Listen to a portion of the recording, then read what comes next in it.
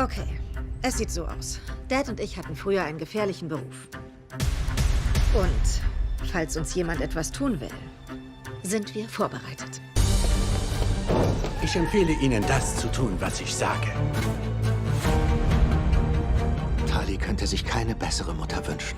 So wenig wie ich eine bessere Safehouse-Mitbewohnerin. Hey, let's go! All right, thank you. Thank you very much. Give it up again for Courtney. Nice to meet you. Nice to virtually. meet you. The exploration of the relationship? Yeah, it's so, the interesting thing is that if we were from the hair department, we would tell you it was the hair.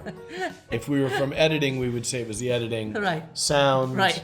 If you were the camera, it would be like, you know. But from our point of view, it comes down to the trust and the exploration of human behavior and the connection. You know, you can't try to build something for an audience. As much as this is in the service of fan curiosity, we didn't build this in any kind of cynical way as a fan service or creation.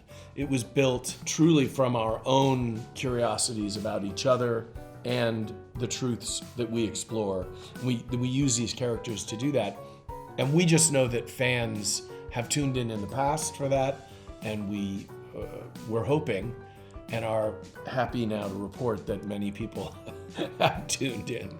We were lucky that there was this huge fandom out there that still had these very impassioned questions about Tony and Ziva. Their story really wasn't resolved in any which way or explored outside of the mothership. And so we knew there was a niche there that we could tap into. So there would be something that we could present to, you know, TV people that would be possibly amusing to them. Michael and I wanted to work together, and we wanted to revisit these characters, and I think that was the thing that we knew. We knew there was a hunger for it, and we knew that there was a hunger for it. I just like that you referred to the audience as TV people. No, did I say TV people? I think you might have. I We're going to watch said this one fandom. back. I think I'm going to watch this fandom. one. You come up with the most delightful little phrases and sayings. What is the subtext of that, really?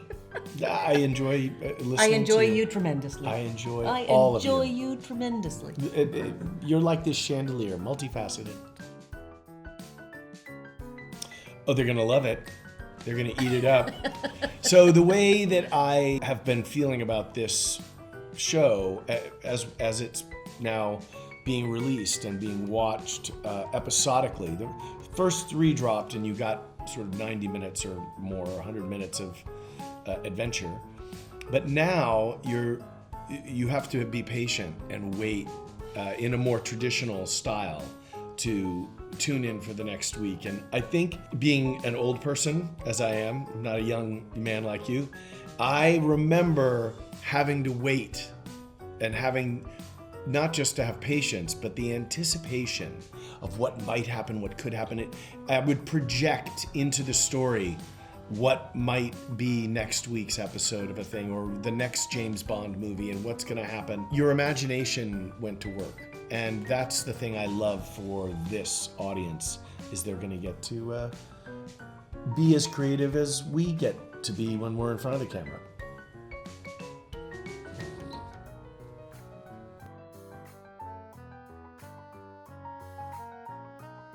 When I auditioned and I got the part, I had really very little idea of what it was like to work on a procedural, because, you know, this was a well-oiled machine and I was just sort of entering, you know. What I didn't know was that it was a really interesting family dynamic on set. And Mark Harmon kept on saying, you know, this is rare, this is rare. And of course, we were so young, and probably I was so naive that I thought, yeah, you know, blah, blah, blah. And then you realize later on, like, how rare those things really are, that you go on a set and everyone is sort of working at their highest frequency, and they're all so happy to be there. And we were highly creative people, constantly throwing things at each other. And we never tired of that. It was such a great thing. Like, if something didn't make sense, we would sit there and go, oh, wait, this doesn't make sense, let's work it out. A lot of shows, sometimes long-running shows, they go in and they do the thing and they say their lines and they go home. They trust that it's there and it's okay. That's one way of doing it. It's not wrong. But we did it differently. And sometimes, how shall I phrase this? There is an emphasis on vanity that can be poisonous to the creative process. There was no vanity here, nothing. I think you can tell by the way I'm dressed. Barely wore any makeup, hair was like pushed back, a hat. Yeah.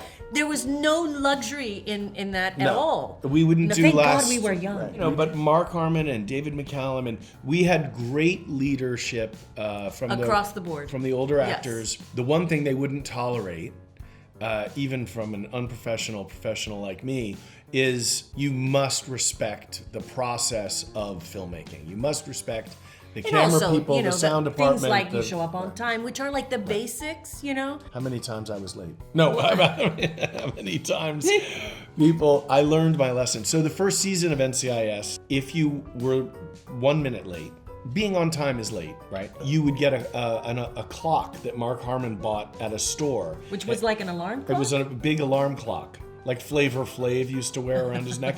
And you would come to your trailer and the clock would be waiting for you in your trailer when you opened the door. And if you got clocked, this was not a good thing. Tony and Ziva, it's not so much a spin-off as a further exploration of the characters. You know, it is more of them. And I think Yeah. that, you know, But I we think didn't that's like what the the fans title. wanted. In the beginning, we were like, oh, Tony and Ziva. But it turns out that it's actually very true. The show is about these characters and what happens. So good for CBS Paramount. They figured it out way before we did. Wildes Rumgeballere. Sinnloses Blutvergießen. Hat darauf hier jemand Lust? Warst du mal bei einem Therapeuten? Einmal. Ich kam als glücklicher Mensch und ging mit Depressionen. Und ging weiter bis heute. Toni, wie er leibt und lebt.